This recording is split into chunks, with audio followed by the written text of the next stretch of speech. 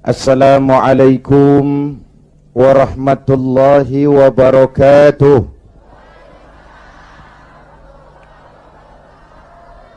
Alhamdulillah wassalatu wassalamu ala Rasulillah Sayyidina Muhammad ibn Abdullah wa ala alihi wa sahbihi wa mawalah, amma ba'du.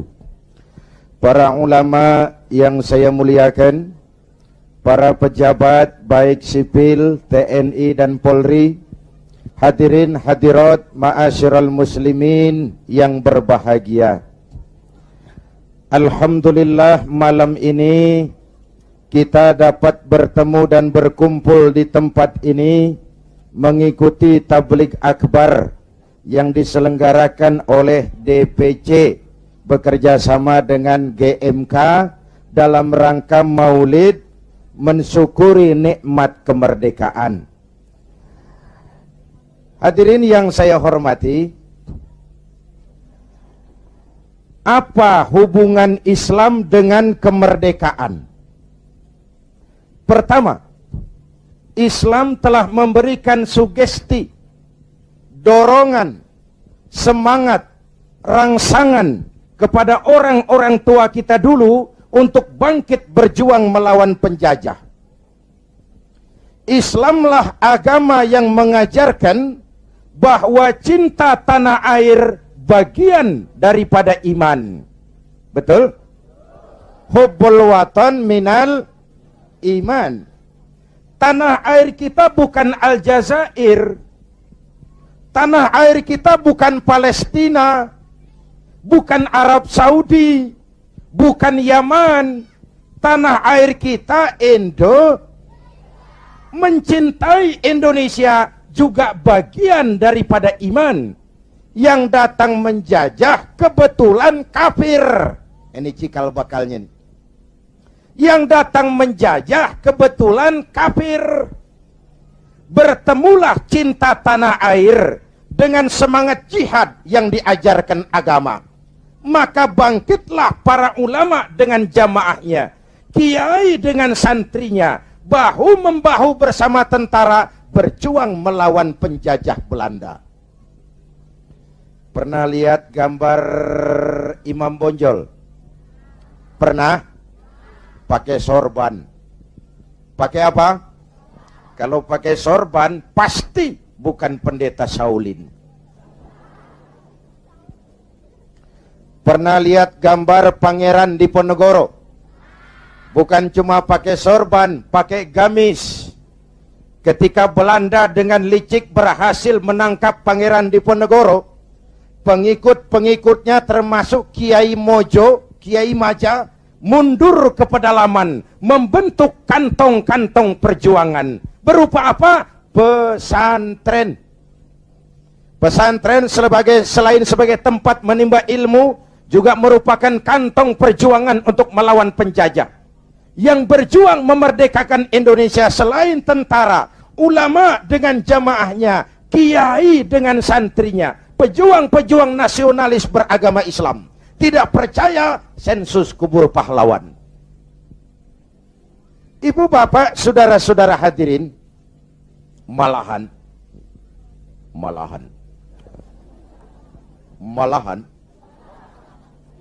Bung Tomo, tokoh 10 November yang dikenal sebagai Hari Pahlawan, dalam satu pidatonya di Jakarta, saya ingat almarhum Bung Tomo pernah bilang begini.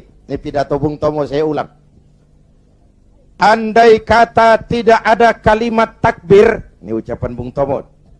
Andai kata tidak ada kalimat takbir, saya tidak tahu, kata Bung Tomo, dengan apa saya harus menggerakkan putra-putra terbaik bangsa untuk bangkit berjuang melawan penjajah.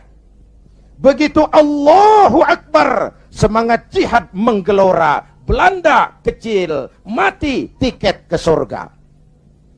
Coba pakai kalimat lain, enggak serem. Woi, perang, malah mundur orang. Tapi begitu Allahu Akbar, kalimat ini refleksi dari nilai keyakinan. Ibu bapak, saudara hadirin yang saya hormati, Ketika itu pilihan perjuangan cuma dua, merdeka atau mati. Betul? Orang-orang tua kita berjuang nggak mikirin nanti saya jadi bupati di mana kalau merdeka. Nanti saya dapat kursi apa kalau merdeka. Tidak. Ikhlas membela tanah air sebagai bagian daripada nilai-nilai keimanan. Dulu iman untuk merebut kemerdekaan. Sekarang iman untuk mengisi kemerdekaan. Ya Bu? Ya Bu? Apa?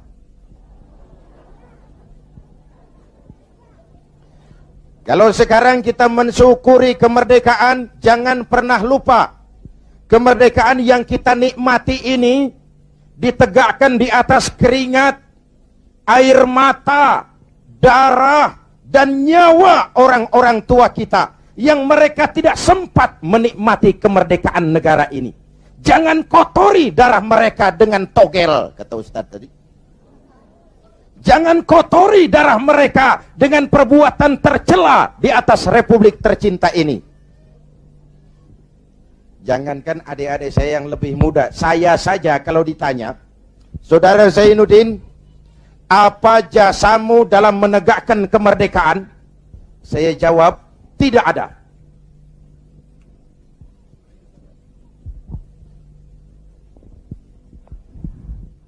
Ngomong apa saya barusan? Kalau saya ditanya, Saudara Zainuddin, apa jasamu dalam menegakkan kemerdekaan? Saya jawab, tidak ada.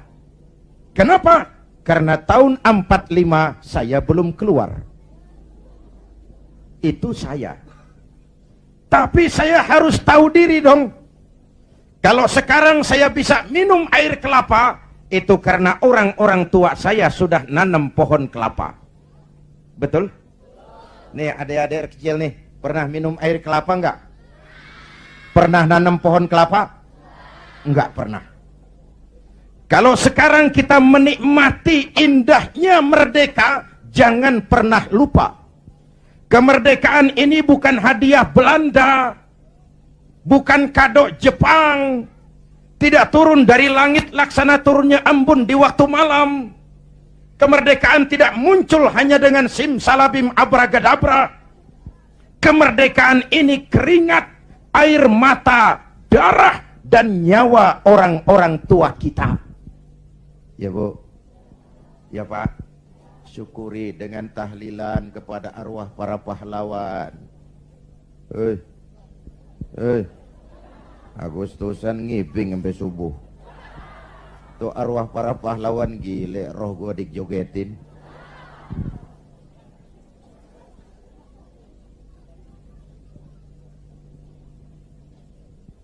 Oke, dulu iman untuk merebut kemerdekaan, sekarang iman untuk mengisi kemerdekaan. Selama ini pembentukan SDM kita cuma berorientasi pada pengisian otak, penataran tiap hari, pendidikan keterampilan di sana sini, tapi hati sering kosong, agama dangkal, keyakinan rapuh, akhirnya moral rendah. Pantas yang disuruh ngurus laut malah jadi bajak laut, yang disuruh ngurus hutan rame-rame jadi orang hutan, yang disuruh ngurus beras malah nimbun beras, yang disuruh ngurus hukum malah bikin hukum kayak pisau. Itu yang melukai rasa keadilan. Pantas muncul street justice, pengadilan jalanan, maling motor tangkap bakar. Itu refleksi dari ketidakpuasan rakyat terhadap sikap hukum selama ini, di mana rakyat melihat kalau yang kecil salah, hukum cepat-cepat ditegakkan, yang besar salah, diam pura-pura nggak ngerti. Itu yang merusak masyarakat. Jelas? Hukum kayak pisau. Tahu pisau? Kalau ke bawah tajam, ke atas si tumpul. Ini hukum pisau namanya.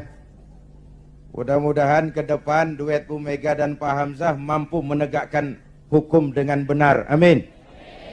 Ya Rabbal. Berangkat dari pengalaman itulah kita harus mulai kembali kepada penataan nilai keimanan. Itu sebabnya Muslim begitu beral lahir ke alam dunia udah disambut azan. Benar Bu? Kenapa? Bayi itu kaset kosong. Kalau dipakai merekam, daya rekamnya kuat. Kita yang udah berumur nih, ibarat kaset, kebanyakan rekaman udah.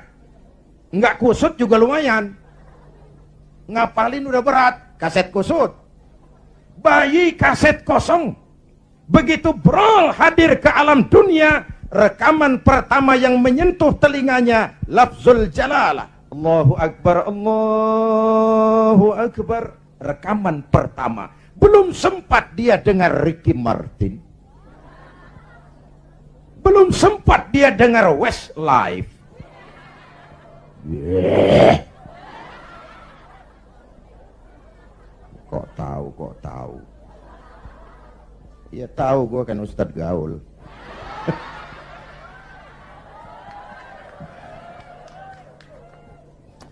Suara pertama yang masuk telinganya Allahu Akbar, suara iman.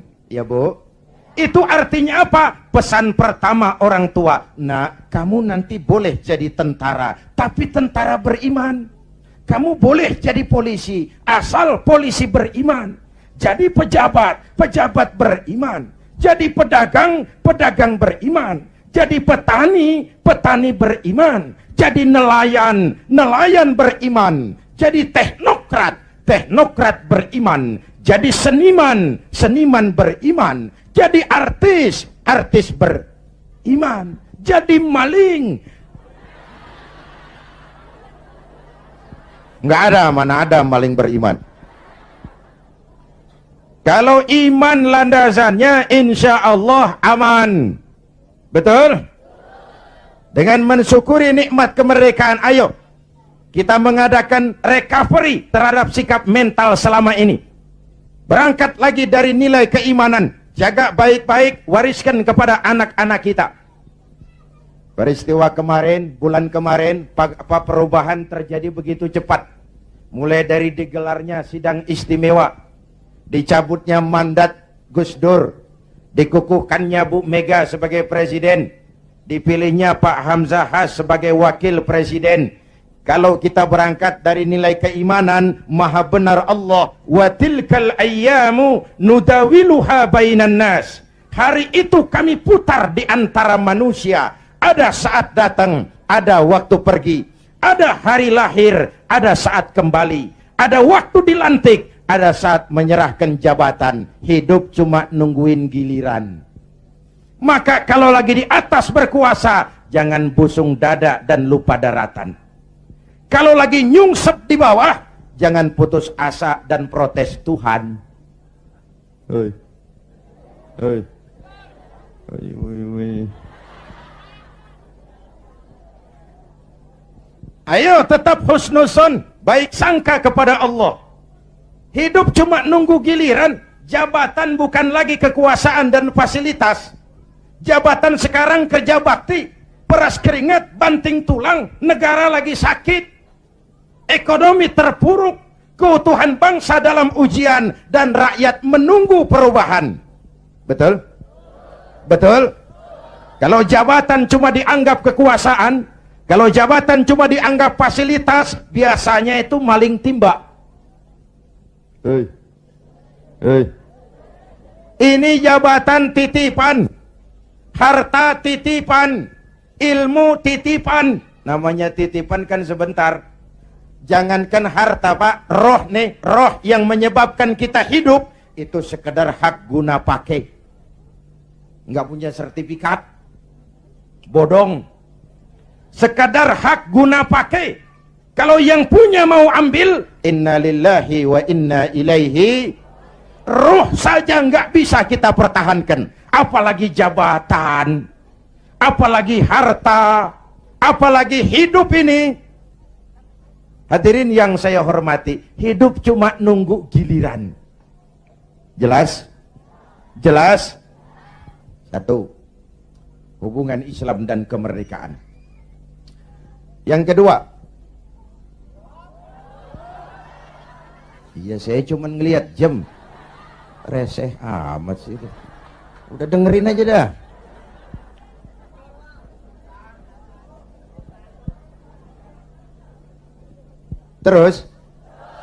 Terus menghina itu. Ini ustadz bukan tukang parkir. Terus.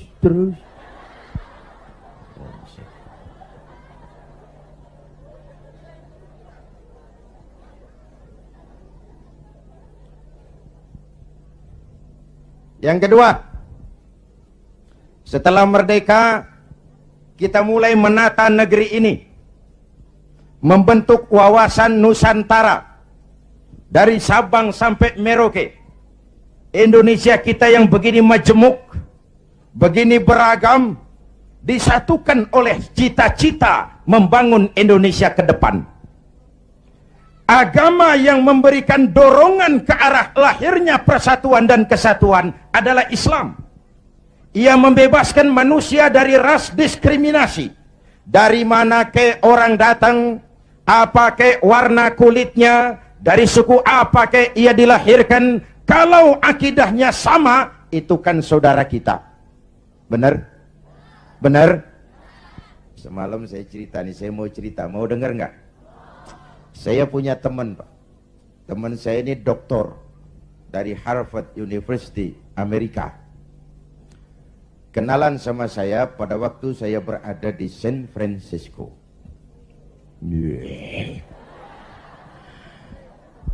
San Francisco tahu Bu kan? Tahu ya? Itu dari Tambun ke kanan. Tahu.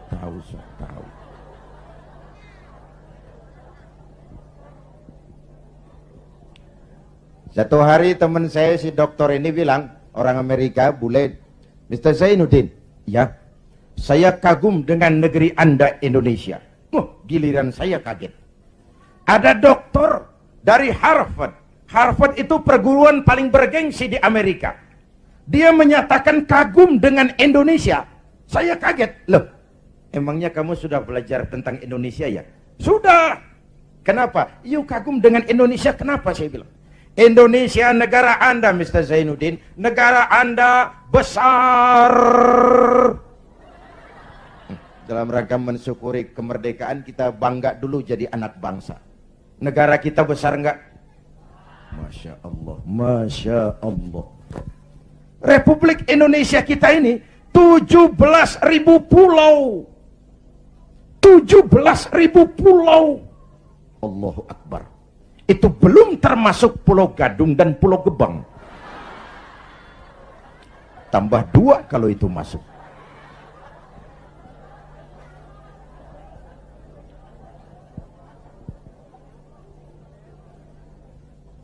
Buminya mengandung minyak, gas, batu bara, barang tambang lain. Lautnya kaya, hutannya kaya. 17.000 pulau terhampar sepanjang garis khatulistiwa, hijau, ranau, subur, makmur, kemah, ripah, loh, jenawi, toto, tentrem, kertoraharjo.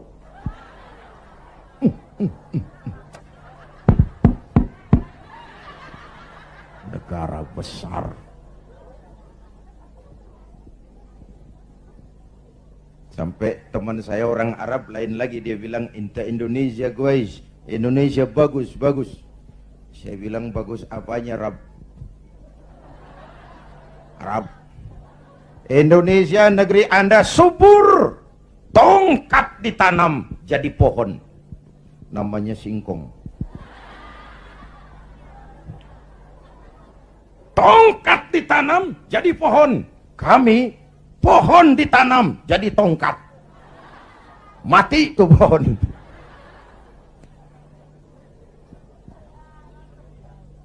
Negara besar. Terus apalagi yang kamu heran? Penduduk negeri Anda banyak. Kita rakyat Indonesia sekarang 210 juta. Itu SDM kita. Itu aset kita. 210 juta. Allahu Akbar. Konon menurut keluarga berencana nasional, di Indonesia ini tiap 1 menit lahir 8 bayi. Cuma karena Indonesia luas, nggak terasa. Coba jejer, serem. 1 menit 8, brol. Ini kan menyangkut sekolah yang harus kita siapkan, lapangan kerja yang harus kita sediakan, kesehatan yang harus kita pikirkan, pertumbuhan penduduk kan artinya itu. Pertumbuhan penduduk artinya lapangan kerja, sekolah, kesehatan. Ibu bapak hadirin yang saya hormati. Negara besar, penduduk banyak, agama macam-macam. Ini faktor ketiga. Di Indonesia paling banyak agama.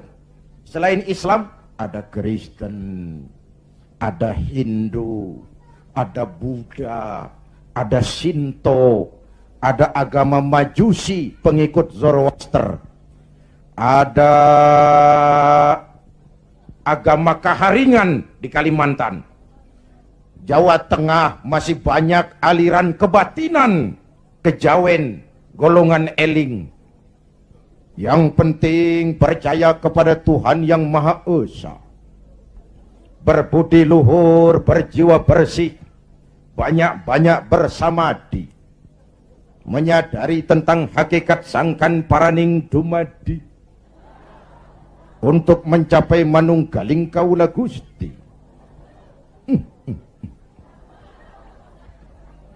Negara besar, penduduk banyak, agama macam-macam, kok Anda bisa satu? Nah ini yang dia heran. Anda pakai lem apa? Saya bilang lemnya 2. Pertama, 87% penduduk Republik ini Muslim. Watak Islam itu rahmatan lil. Kalau besar, dia mampu melindungi yang kecil. Kalau kecil, dia mampu menjaga diri. Ini bukan umat teroris. Ini umat cinta damai. Ini bukan umat biang kerok, ini umat penegak kebenaran. Kita tidak pernah cari-cari musuh, tapi kita pantang lari kalau ketemu musuh. Jelas? Jelas? Hadirin yang saya hormati, lem kedua saya bilang namanya Pancasila. Ini diterima oleh semua agama. Dengan mensyukuri nikmat kemerdekaan, ayo jaga persatuan dan kesatuan. Pagelaran bulan kemarin dalam pengembangan demokrasi kita harus jadi pelajaran betapa kita harus menghormati perbedaan. Jangan beda dianggap musuh. Kalau beda dianggap musuh, kapan kita mau dewasa? Kalau beda dianggap musuh, kapan kita mau berdemokrasi? Ayo rakyat kita dewasa, jangan terjebak fanatisme sempit.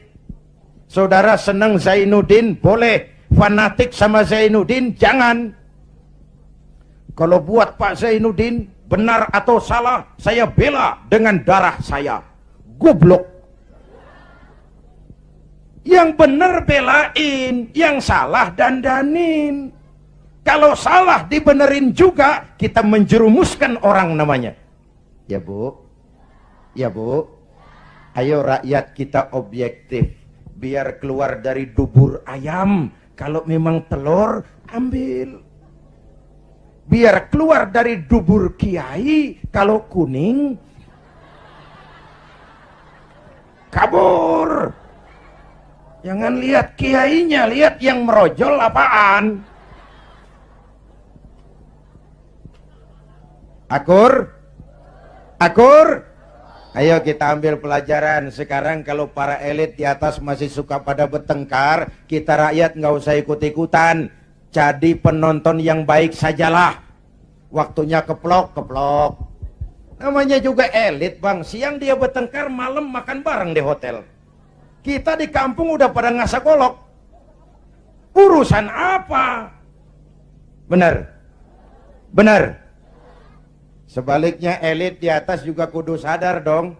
Seperti saya bilang, di mana-mana juga kalau kebo berantem sama kebo, yang rusak rumput. Kebo berantem sama kebo, yang rusak rumput. Pemimpin bertengkar sama pemimpin, yang bingung pengikut. Di mana-mana sejak dulu kalau kebo berantem sama kebo, yang rusak rumput. Maka kita menghimbau kepada para kebo. Ya ini ngikutin bahasa doang. Kita menghimbau kepada para kebo, berhenti dah berantem supaya rumput tumbuh subur. Amin. Kita nih rakyat kecil udah capek. 3 tahun terpuruk, di atas namain, dijadiin address. Padahal kita pan rakyat kecil, tuntutan nggak banyak-banyak amat. Si amat aja yang banyak. Perangsanan saya Pak, kita nih rakyat kecil, asal keadaan aman, bisa kerja, makan cukup, anak bisa sekolah, rapi urusan. Bener? Yang mau jadi presiden si amat, si baduk, bodoh amat kita mah. Ya Bu? Yang penting Pak, keadaan aman, bisa kerja, makan cukup, anak bisa sekolah, rapi udah. Ada rezeki dikit, kawin lagi. Umpamanya ini, umpamanya.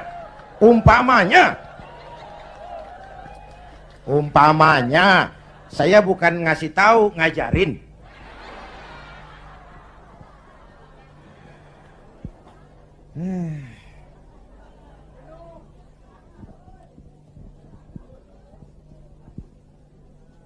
Ibu bapak, saudara-saudara hadirin, jadi mensyukuri nikmat kemerdekaan, jadilah lem perekat menjaga keutuhan bangsa. Kenapa?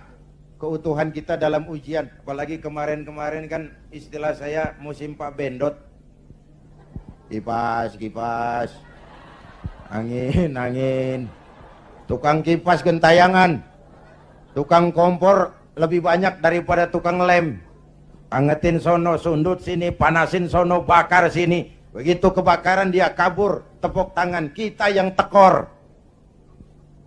Hadirin yang saya hormati, padahal bangsa itu kayak gelas.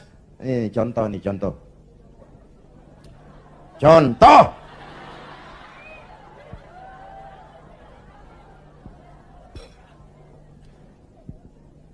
Bukan mau minum, contoh.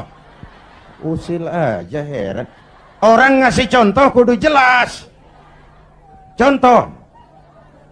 Bu, ini gelas kalau pecah bisa ditambal nggak?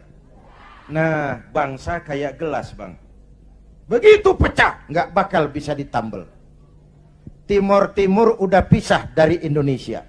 Mimpi narik lagi Timur ke Indonesia. Mimpi. Kenapa? Gelas udah pecah, nggak bakal bisa ditambal. Uni Soviet, gelas besar, negara besar, bersama Amerika jadi polisi dunia, dihantam glasnost yang kebablasan, Gorbachev terpental, Soviet pecah jadi negara kecil berkeping-keping. Tidak mungkin menyatukan lagi Soviet. Kenapa? Gelas udah pecah, nggak bakal bisa ditambal. Jelas? Gua baru minum.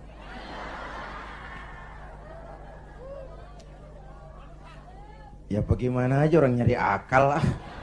Usil banget, gue heran. Iya, kalau datang minum kan gue malu amat. Mau minum aja pakai kelilingan dulu. Ayo, jangan biarkan Indonesia kita jadi gelas pecah. Jaga semangat kebersamaan. Beda boleh, marahan jangan. Bang, kaos lu hijau ya? Hijau gue.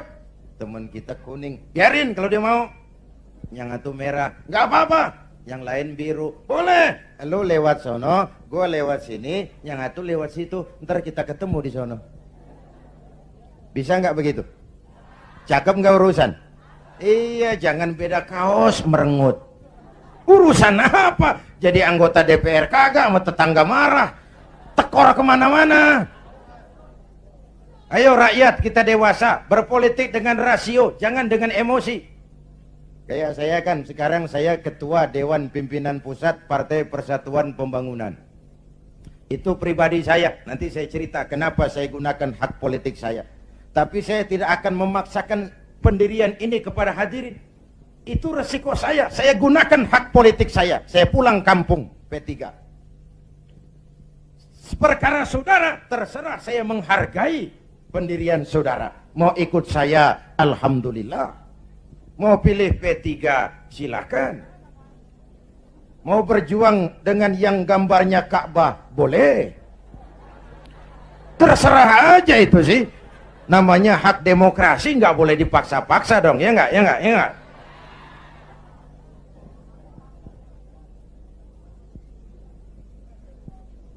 Jangan perbedaan dianggap permusuhan. Kerdil kita kalau beda dikit dianggap musuh. Udah capek kita bangsa ini terkontaminasi oleh dendam sejarah. Di zaman Bung Karno, yang tidak sesuai dengan Bung Karno dicap kontra revolusi. Lalu Bung Karno jatuh, muncul Orde Baru. Bung Karno dianggap Orde Lama. Di zaman Orde Baru, yang tidak sesuai dengan Pak Harto dianggap Orde Lama. Lalu Pak Harto jatuh, muncul lagi reformasi. Di zaman reformasi yang tidak sesuai dengan keinginan kita, segera diacap Orde Baru. Kapan mau selesai? Kalau naik ini, bantai itu, naik itu, sikat ini, terkontaminasi oleh politik balas dendam. Tidak akan selesai urusan bangsa. Jelas? Jelas? Ayo kita rukun yuk. Kita kompak yuk. Kita bersatu yuk. Kita pulang yuk.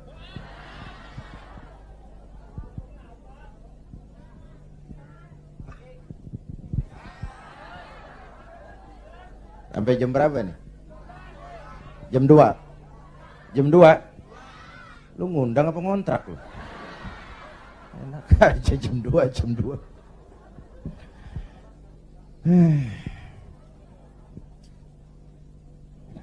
Malam ini saya hadir di sini. Saya nggak merasa sebagai tamu. Saya hanya keluarga datang dan bicara di tengah keluarganya. Bahwa saya lahir di Kebayoran, itu sih kebetulan. Saya nggak mesen. Terima jadi mau bilang apa? Belum lama di Sumatera Utara, di Medan, satu tabligh akbar saya bicara di tengah keluarga besar suku Mandailing, Batak. Saya diulos, dikasih pakaian kebesaran, diangkat jadi warga Mandailing. Saya dikasih gelar Lubis. Zainuddin MZ Lubis. Saya maulid lagi ke Makassar bersama nelayan-nelayan Bugis. Mereka bikin acara gebyar maulid tradisional Bahari 2000. Kumpul tokoh-tokoh Bugis. Saya dipakein pakaian kebesaran, pakai badik. Saya diangkat lagi jadi warga Bugis oleh wali kota Makassar. Saya dikasih gelar Daeng Tojeng. Tojeng artinya yang benar. Daeng semacam Raden. Kalau dikumpulin nama saya udah lumayan panjang. Haji Daeng Tojeng Zainuddin MZ Lubis. Saya cuma mau bilang inilah Indonesia kita. Begini majemuk, begini beragam. Walaupun bineka, kita tetap tunggal. Nah, bagi kita umat Islam sudah dididik di masjid. Masya Allah, di daerah kita masjid saya bangga. Selalu penuh dengan sholat berjamaah. Terutama subuh.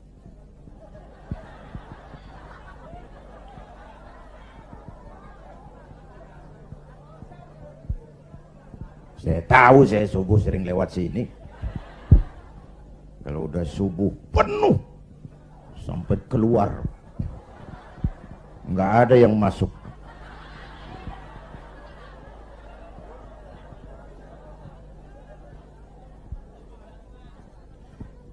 Ayo ke masjid.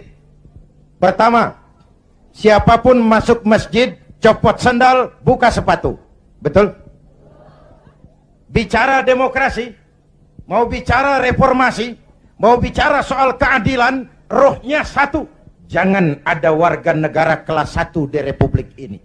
Semua sama di hadapan hukum. Siapapun masuk masjid, copot sandal, buka sepatu. Lurah masuk masjid, buka sepatu, rah. Camat masuk masjid, buka sepatu, mat. Gubernur masuk masjid, buka sepatu, Nur. Presiden masuk masjid, buka sepatu. Jangan ada warga negara kelas 1 di Republik ini. Ini cikal bakal demokrasi, reformasi dan keadilan. Negara rusak kalau sudah banyak warga negara kelas 1. Sudah copot sendal? Sudah Pak. Sudah buka sepatu? Sudah. Ayo masuk ke dalam masjid.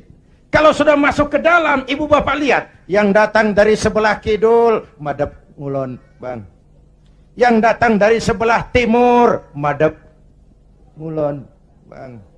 Yang datang dari utara, madep ngulon, Bang. Yang datang dari sebelah kulon, madep ngulon. Masya Allah, jiwa masjid. Bukan soal dari mana orang datang, tapi satu arah menghadapmu. Kau boleh Sunda, kau boleh Jawa, kau boleh Batak, kau boleh Ambon, kau boleh Bugis, kau boleh Aceh, kau boleh Padang, kau boleh Melayu, kau boleh Dayak, kau boleh Madura, kau boleh Betawi, tapi kita satu nusa, satu bangsa, satu. Yuk kita rukun yuk, kita kompak yuk. Lidih juga Bang, lidih tahu lidih. Lidih tak biar gede banget, kalau sendirian laler kagak mati. Bener. Tapi biar lidih kecil-kecil, kalau digabung sama lidih yang lain, diikat jadi satu, sapuh namanya, jangan laler, anjing juga gempor. Benar. Kita begitu juga, walaupun hutang kita bertumpuk, kita tetap optimis, sumber daya alam kita kaya, asal kita kompak, rukun, bersatu. Jelas? Jelas? Sudah madep ngulon semua Bang? Sudah. Ayo selenggarakan sholat berjamaah. Apa itu? Hidup berbangsa dan bernegara. Caranya bagaimana? Ya harus ada imam, harus ada makmum. Betul? Ada pemimpin, ada rakyat. Makmum siapa? Makmum mah siapa aja Bang. Ngaji dah sama kiai mana juga nggak ada pemilihan makmum. Namanya makmum tiba ngikutin siapa juga boleh. Bener? Bang, orang budek tuh. Budek boleh jadi makmum. Tibang makmum ngikutin doang, dia budek, dia kagak denger juga dia lihat. Bacaannya nggak fasih, boleh jadi makmum. Ketinggalan satu rakaat, boleh jadi makmum. Tapi nggak tiap orang boleh jadi imam. Kenapa? Imam mau mimpin orang banyak. Kalau imam goblok, bego, hancur sembahyang. Benar? Benar? Makanya lain kali milih imam hati-hati. Hei, yang punya masjid pada nih, kalau milih imam hati-hati.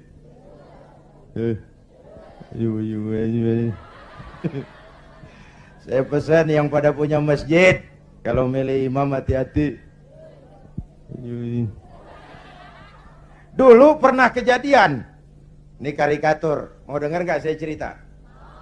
Dulu tahun 1. Di kampung saya ada 3 orang goblok. Goblok tahu goblok, Bu? Bego.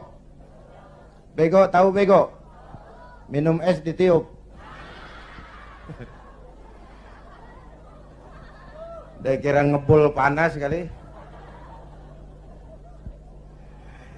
Ini 3 orang goblok sholat di musola. Musolanya udah tua, atasnya pagar, banyak tikus. Atau jadi imam, 2 jadi makmum. Waktu tahiyat, at-tahiyatul mubarakatus salawatut tayyibatu lillah. Baru sampai atta, tikus jatuh. Pas di depan imam. Gede, botak. Profesor tikus. Imam lantaran kaget mau at-tahiyatul atta, tikus jatuh. Rusak nggak sholatnya? Batal nggak? Kalimataini mutatabi'aini, 2 kalimat berturut-turut batal sholat. Temennya yang jadi makmum maksudnya mau negor, Pak. Bagus maksudnya mau negor. Tapi karena goblok, nggak ngerti konstitusi, nggak ngerti mekanisme bagaimana cara negor imam, nyolek. Lagi sembahyang nggak boleh ngomong gitu. Sudah berapa yang batal? 2. Yang 1 kan mestinya selamat. Nyaut, untung gue diem aja gitu. Yang ngobrol bertiga.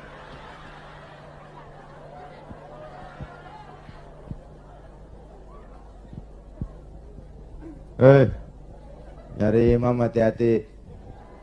Ya Pak.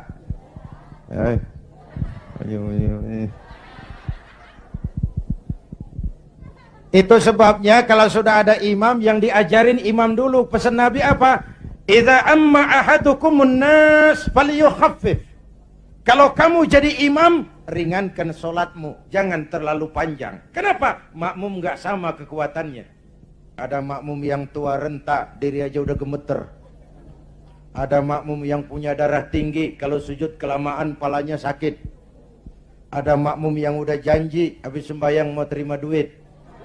Kalau imam kelamaan, kelosodan makmum. Imam harus tahu keadaan makmum. Pemimpin harus punya sense of crisis. Rakyat saya ini keadaannya lagi bagaimana? Kalau saya begini pantas apa enggak? Jangan udah diangkat jadi imam lupa daratan. Sembahyang Isya berjamaah. Rakaat pertama selesai Fatihah, Yasin.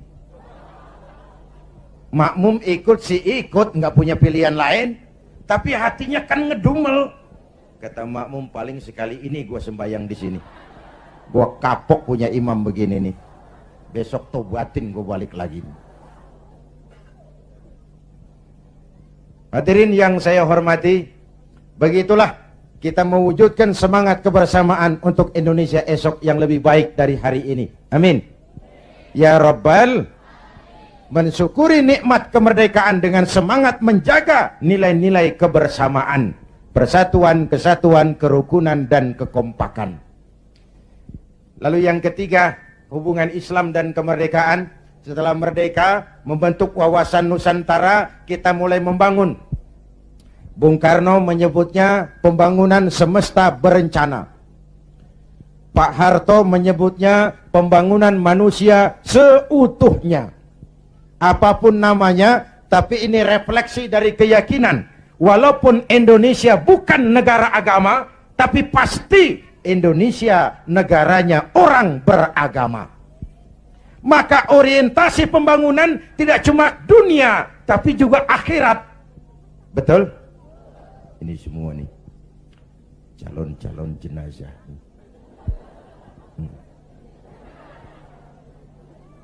Tadi di awal saya bilang hidup cuma nunggu giliran, akhirnya giliran mati. Betul? Cuma kapan mati itu yang kita nggak tahu. Apakah nanti ibu-ibu duluan, saya belakangan? Kita nggak tahu, itu rahasia Allah. Mungkin juga malah saya yang belakangan, ibu-ibu duluan. Kita nggak tahu, itu rahasia Allah. Betul? Betul? Karena itu, dengan mensyukuri nikmat kemerdekaan, mari kita isi kemerdekaan ini membangun dunia, tapi untuk kepentingan akhirat. Ya Bu? Ya Pak? Ayo kita kompromi kepada Allah dengan memasyarakatkan istighfar, mengistighfarkan masyarakat. Kita memang rakyat kecil, tapi jeritan batin rakyat kecil, nurani rakyat kecil, mampu menggoyang aras. Hadirin yang saya hormati, hanya dengan wujud keseimbangan seperti itu, ada hidup sesudah mati, ada akhirat sesudah dunia, kita bisa berharap mencapai fid dunya hasanah wa fil akhirati hasanah. Ibu bapak hadirin, ini sekelumit tentang mensyukuri nikmat kemerdekaan. Nah sekarang saya mau bicara soal partai, karena yang ngadakan ini DPC P3. Banyak pertanyaan, mengapa makhluk bernama Zainuddin MZ yang dulu katanya tidak kemana-mana tapi ada di mana-mana, kok memutuskan turun lagi ke panggung politik? Tentu ada asbabun nuzul. Ini saya mau cerita asbabun nuzul. Saya mulai berkenalan dengan politik lebih dulu daripada menjadi mubalik. Tahun 71 saya sudah ikut politik praktis. Waktu itu saya jadi juru kampanye Partai Nahdlatul Ulama. Pemilu pertama di zaman Pak Harto yang diikuti oleh 11 partai. Ini historisnya nih. Tahun 74 terjadi fusi 4 partai Islam, NU, Parmusi, PSII, Perti, melebur jadi satu. Terjadi fusi, lahirlah Partai Persatuan Pembangunan. Asasnya Islam, lambangnya Ka'bah, hasil istikharah Hadratus Syekh Kiai Haji Bisri Samsuri, Rais Suriah Nahdlatul Ulama waktu itu, yang adalah kakeknya Kiai Haji Abdurrahman Wahid. Maka pemilu tahun 77 dan 82, selain duduk di MPC, saya tetap kampanye buat Partai Persatuan. Duet sama Haji Roma Irama waktu itu, di zaman galak-galaknya Golkar. Tahun 77-82 Bu, kalau berangkat kampanye itu pamitnya pamit mati. Itu zaman-zaman Amir Mahmud, Amir Murtono, dan Amir-Amir lain itu. Nyawa taruhannya, padahal calon anggota DPR bukan, apalagi calon menteri, digaji kagak. Itu yang namanya panggilan jiwa. Karena partai ini asasnya Islam.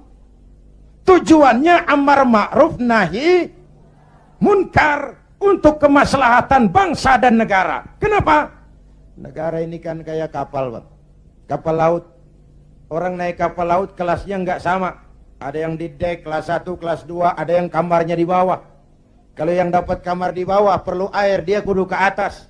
Lewat tangga, jalan jauh, capek, keringetan. Potong kompas. Ngapain gua ke atas jauh-jauh, air dekat banget, cuman dibatasin dinding kapal. Gua bor aja nih kapal nih. Ntar air masuk kamar-kamar gua udah bayar pakai duit gua, yang ngebor juga gua, orang lain jangan ikut campur. Kalau didiemin kapal dibor, bocor nggak? Mula-mula sedikit, makin lama makin banyak, makin sulit dikendalikan. Akhirnya kapal miring, tenggelam. Kalau kapal tenggelam, yang mati yang ngebor doang. Seluruh penumpang kapal ikut tenggelam karena satu ngebor.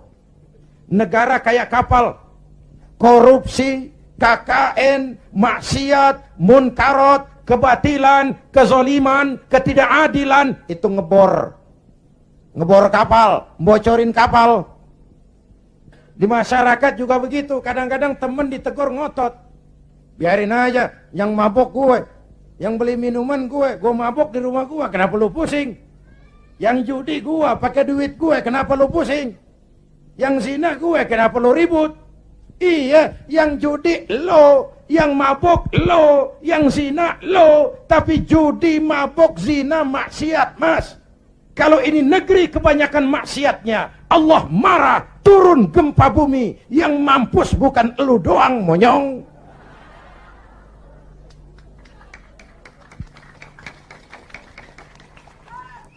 Jelas? Jelas? Iya, kalau kita makan nangka kena getah sih resiko. Enggak makan nangka kena getah, sial namanya. Jelas? Jelas? Nah, singkat cerita, lalu tahun 83-84 diundangkan asas tunggal Pancasila. Golkar makin tirani, makin otoriter. Tidak boleh lagi ada ormas dan parpol yang asasnya Islam. Kalau tidak mau terima asas tunggal, bubar. Maka dengan berat hati waktu itu, P3 menerima asas tunggal Pancasila daripada dibubarin. Lambangnya berubah jadi bintang. Betul? Masih ingat? Saya protes waktu itu kepada guru saya, Hadratul Mukarram Kiai Haji Dr. Idham Khalid. Ini nanti soal silsilah, Pak. Beliau salah seorang pendiri P3, termasuk presiden pertama Partai Persatuan. Pak, kenapa diterima asas tunggal Pancasila? Kita harus melepas asas Islam, kan rugi. Beliau senyum, apa kata beliau? Zainuddin, ibarat warung, Kita sekarang nggak boleh dagang nasi uduk. Biarin aja dagang pisang goreng dulu. Sebab kalau kita dagang nasi uduk juga warung digusur. Biarlah dagang pisang goreng dulu, yang penting masih punya warung. Nanti kalau keadaan aman kita dagang lagi nasi uduk. Nah, Masya Allah, orang tua bijaksana. Tapi saya sudah kadang frustasi. Apa artinya lagi berpolitik kalau asasnya tidak Islam? Maka sejak tahun 84 saya mengundurkan diri dari panggung politik. Saya konsentrasi penuh kepada dunia dakwah.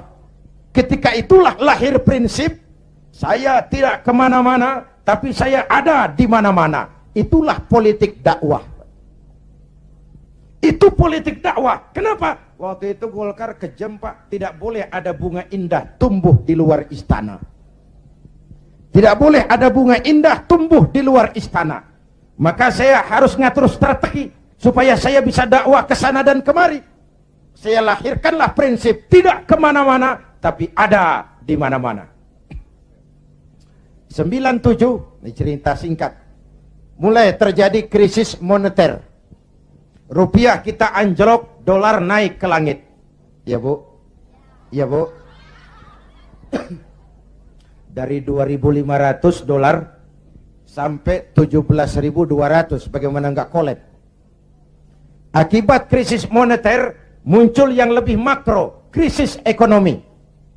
Sampai sekarang kita masih ngerasain, ya Bu, perusahaan besar ambruk, konglomerat terpuruk, hutang numpuk, pejabat ngantuk, PHK di mana-mana, lapangan kerja sulit, pengangguran meningkat, kemiskinan naik, kriminal menjadi-jadi, harga-harga kebutuhan tiap hari berlomba dan membumbung. Ini ibu-ibu di dapur kan ngerasain bener. Ya Bu, tadi udah ditanya tuh sama Ustadz kita, beras naik enggak? Naik. Minyak, kecap, bapaknya anak-anak. Pikir dulu baru nyaut, naik.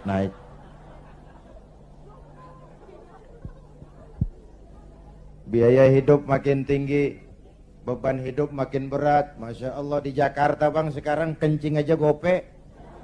Bener, kencing gope. Teman saya ngasih duit ribuan, gak ada kembaliannya, disuruh kencing lagi. Orang udah tiris, bagaimana ngeluarinnya? La haula wa la quwata illa billah.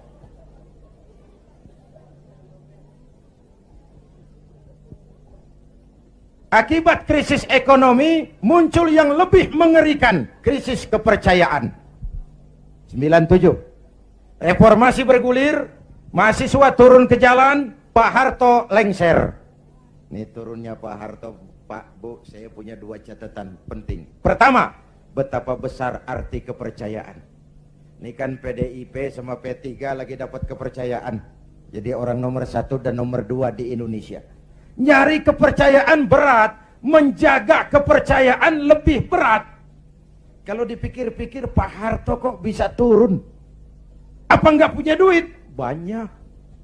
Apa nggak didukung tentara? Oh, sebagai presiden dia panglima tertinggi ABRI, Pangkostrat mantunya. Kok turun? Jawabannya tidak dipercaya. Tidak dipercaya. Nih pelajaran nih. Nggak punya duit bisa minjam, nggak punya beras bisa minta, nggak dipercaya turun. Betul?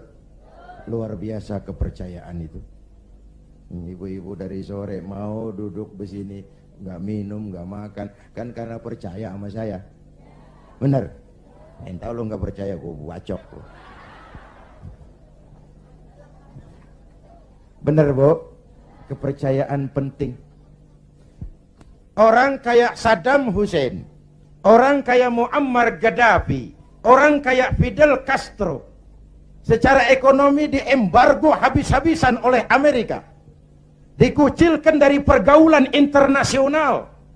Tapi Saddam tetap mimpin Irak, Gaddafi tetap mimpin Libya, Castro tetap mimpin Kuba. Kok bisa? rakyat percaya sama pemimpinnya. Hei, hei, rakyat percaya. Rakyat percaya. Ya Bu? Ya Pak? Kalau nggak dipercaya udah berapa dah? Ini. Itu catatan pertama. Catatan kedua, dengan segala kelebihan dan kekurangannya, Pak Harto masih menjaga keutuhan bangsa. Ya udah, kalau nggak dipercaya saya turun. Nggak usah sidang istimewa, ongkosnya mahal.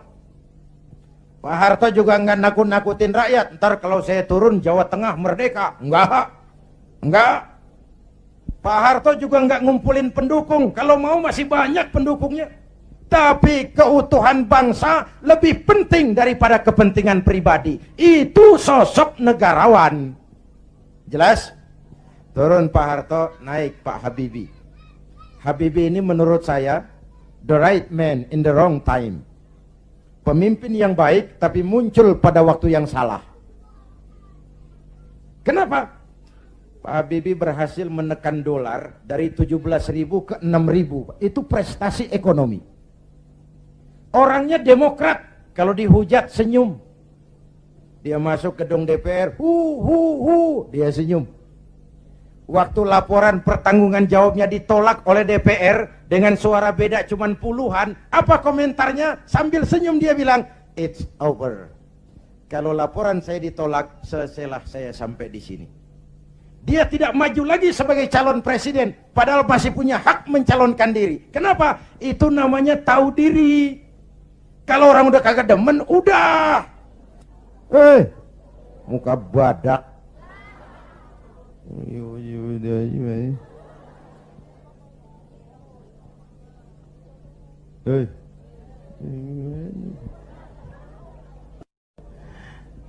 Ibu bapak hadirin, nah setelah reformasi bergulir, muncul begitu banyak partai. Betul? Partai yang Islam saja tidak kurang 20 partai. Saya bingung lagi. Tadinya saya pengen ada partai yang berasaskan Islam. Begitu muncul, begitu banyak. 20 lebih partai Islam. Termasuk yang tidak punya anggota. Papan nama. Makanya saya tetap tiarap. Lalu tahun 99 diadakanlah pemilihan umum. Diikuti 49 partai. Innalillahi wa inna ilaihi raji'un. 49 partai, termasuk 20 lebih partai yang asasnya Islam. Saya bingung. Ini mana teman, mana lawan. Maka pemilu 99 saya tetap tiarap. Istri dan anak-anak saya turun kampanye. Ngeramehin, ya apalagi kalau bukan P3. Tapi saya tetap belum tergerak. Selesai pemilu, terbentuklah MPR dan DPR. Kemenangan rankingnya PDIP juara 1, Golkar juara 2, P3 juara 3, disusul PAN dan PKB. Menjelang sidang umum itulah saya kepada sekretaris minta dihubungkan untuk bicara dengan Pak Hamzah Has. Tolong, saya mau bicara sama Pak Hamzah. Bicara lewat telepon. Akhirnya kata Pak Hamzah, begini sajalah, kalau Kiai mau ketemu saya, jangan Kiai ke rumah saya, biar saja saya saja yang ke rumah Kiai. Maka Pak Hamzah Has pun datang ke rumah saya. Belum wapres waktu itu, Pak. 3 kali pertemuan di rumah saya bilang, Pak Hamzah, saya ini merasa berdosa. Kenapa partai Islam kok cuma juara ketiga? Kenapa partai Islam tidak diminati oleh orang Islam sendiri? Analisisnya macam-macam. Mungkin ada yang tidak mengerti kalau agama dan politik tidak terpisah. Mungkin ada yang berpaham sekuler, Islam yes, partai Islam no. Mungkin juga karena kita tidak bisa menjual program-program kepada rakyat yang menyentuh kehidupan rakyat. Saya memutuskan saya mau pulang kampung, Pak. Wah, Pak Hamzah, alhamdulillah saya bersyukur, inilah permohonan saya kepada Allah selama ini. Tapi saya bilang tolong jangan diumumkan Pak, ini mau sidang istimewa, sidang umum. Nanti dikira saya mau cari popularitas, dikira saya mau cari jabatan. Tidak, saya jadi apa itu tidak penting. Yang penting saya bisa ikut membesarkan partai yang berasaskan Islam. Itu saja niat saya. Hadirin yang saya hormati, kemudian saya diangkat jadi ketua Majelis Pertimbangan Lajnah Syura Ulama'il Ka'bah. Lalu ketika Rakernas, lahirlah rekomendasi, saya ditempatkan sebagai salah seorang ketua Dewan Pimpinan Pusat Partai Persatuan Pembangunan. Jadi saya bilang selama ini saya dakwah, ya ayyuhalladzina amanu dkhulu fis silmi kafah. Hai orang-orang beriman, masuklah ke dalam Islam secara utuh. Jangan masuk Islam separuh-separuh. Kalau Islam katamu, Islamlah cara kau berdagang, Islamlah cara kau bertetangga, Islamlah cara kau berumah tangga, Islam jugalah cara kau berpolitik. Jangan masuk Islam separuh-separuh. Ya Bu, ya Bu, Bu, jawab yang jujur. Kalau masuk separuh-separuh enak enggak? Tuh kan ngeres aja kan pikiran. Tetapi saya tetap pada orbit saya. Saya tidak akan meninggalkan tugas dakwah. Dan saya bersyukur, sekalipun saya terjun kembali ke dunia politik, dakwah saya tetap berlangsung. Undangan nggak kurang, malah makin sibuk ngatur. Saya bersyukur, ya Allah, kalau begitu mudah-mudahan umat bisa menerima saya pulang kampung. Dan kalau sekarang P3 pada kabinet ini mampu meraih wakil presiden, kenapa tidak pemilu tahun 2004 kita raih kursi presiden? Asal konstitusi, kan sah saja orang punya cita-cita toh. Nah sekarang partai gurem yang kagak dapat suara aja pada minta kursi menteri. Ini tukang kursi lagi laris nih.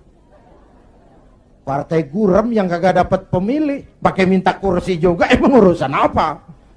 Kursi laku banget. Dianggap kapling pembagian rezeki. Innalillahi. Ini kerja bakti, peras keringat, cuci piring.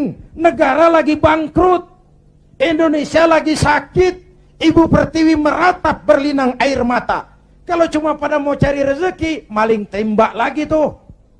Negara makin terpuruk. Ibu bapak hadirin yang saya hormati, karena itu kita doakan Bu Mega dan Pak Hamzah mampu melaksanakan amanat rakyat. Amin ya Rabbal Alamin. Dan kita semua rakyat tetap menjaga kebersamaan, persatuan, kerukunan, dan kekompakan. Perbedaan jangan dianggap permusuhan. Justru ciri demokrasi kemampuan memanage konflik, bukan menghilangkan konflik, tapi memanage konflik menjadi kekuatan untuk membangun ke depan. Hadirin, inilah sekelumit yang dapat saya sampaikan malam ini. Mudah-mudahan baik mensyukuri kemerdekaan maupun kehadiran saya di partai menjadi jelas adanya. Bukan karena target pribadi, tapi karena inginan memberikan kontribusi yang lebih real kepada umat, bangsa, dan negara tercinta ini. Terima kasih atas segala perhatian. Mohon maaf atas segala kekurangan. Jumpa lagi di lain kesempatan. Usikum wa nafsi bitaqwallah. Wassalamualaikum warahmatullahi wabarakatuh.